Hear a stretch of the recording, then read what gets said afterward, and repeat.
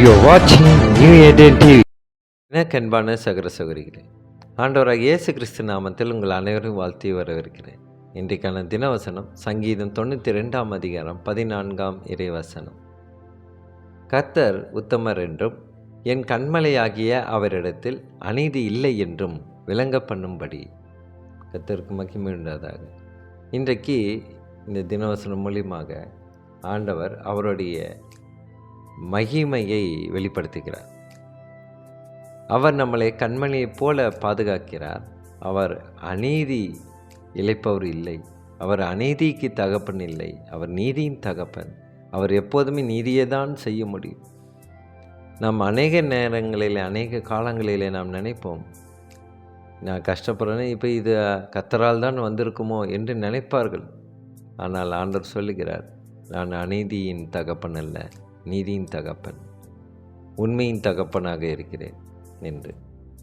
கிறிஸ்துவுக்குள் பிரியமானவர்களே, நாம் அநேக நேரத்தில் கர்த்தரை நாம் தவறாக புரிந்து கொள்ளும் வாய்ப்புகள் அதிகமாக இருக்கிறது. ஏனென்றால் நம்ம இந்த பாவ உலகத்தில் வாழ்ந்து கொண்டு இருக்கும்போது எந்த முயற்சிகளை எடுக்கும்போதும் அங்கு சாத்தான் ஒரு தடை விதிக்கிறான். ஏன் குடும்பத்தில் கூட ஒரு நிம்மதியை சீர்குலைக்கிறான். ஏனென்றால் குடும்பத்தில் இருக்கிற ஒருத்தரே சத்துருக்களாக மாறுவார்கள் என்று வசனம் சொல்லுகிறது. அப்படி என்றால் குடும்பத்தில் இருக்க யாரையோ ஒருத்தரை கூட அவன் பயன்படுத்தலாம். ஆனால் ஆண்டவர் அப்படி அல்ல. ஆண்டவர் யாரை பயன்படுத்தினாலும் அவருடைய சித்தத்திற்காக தான் பயன்படுத்துவார். அவர்களுக்கு ஆசீர்வாதத்தை தருவதற்காக தான் பயன்படுத்துவார். அவர்களை நல்வழியிலே கொண்டு செல்வதற்காக தான் அவர் வெளிப்படுவார். கிறிஸ்துவுக்கு பிரியமானவர்களே, இந்த தினவசனம் மூலியமாக நாம் ஒரு காரியத்தை நன்றாக புரிந்து கொள்ள வேண்டும். கர்த்தர் உத்தமர் என்றும் என் கண்மலையாகிய அவரிடத்தில் அநீதி இல்லை என்றும். அவர்கிட்ட நம்ம தேடி பார்த்தாலும் அநீதி இருக்காது. ஒருவேளை நான் சாத்தான் இடத்தில் நாம் ஆராய்ந்து பார்த்தால் அவனுடைய ஒவ்வொரு செயலிலும் ஒரு அநீதியை நாம் ஈஸியாக நம்ம கண்டுபிடிச்சிடலாம். ஓகே, இது ஆண்டவரிடமிருந்து வருவதில்லை, இது சாத்தான் இடத்துலேருந்து வருகிறது. இன்றைக்கு அநேக மக்கள் ஒரு தீய எண்ணத்தோடு பழகுவார்கள், தீய சுபாவத்தை வெளிப்படுத்துவார்கள். அந்த தீய சுபாவமானது எங்கிருந்து வருகிறது? அநீதியின் இடத்திலிருந்து வருகிறது. அது ஒருவேளை கடவுளிடமிருந்து வந்திருந்தால் அவர்கள் அந்த தீமையை பிரதிபலிக்க மாட்டார்கள்.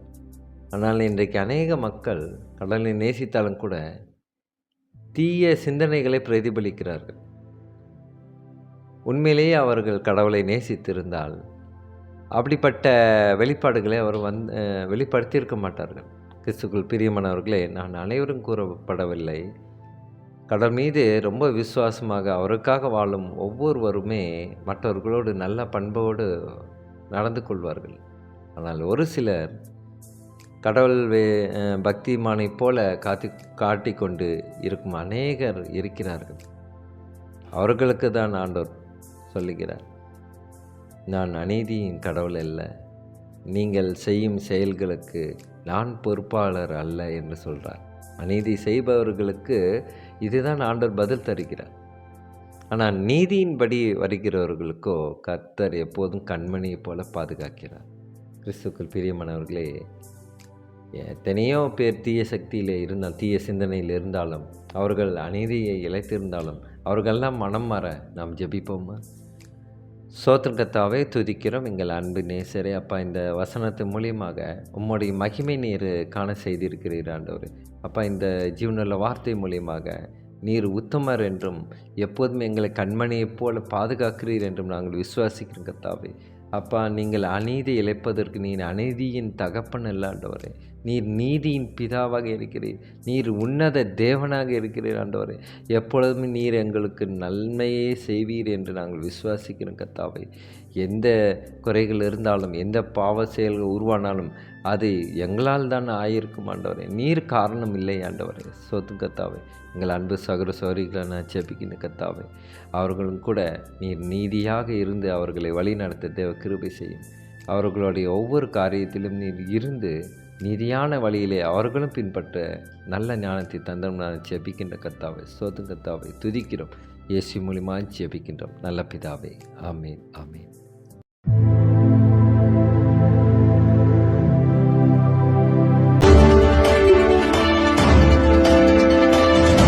Now you're watching New Eden TV.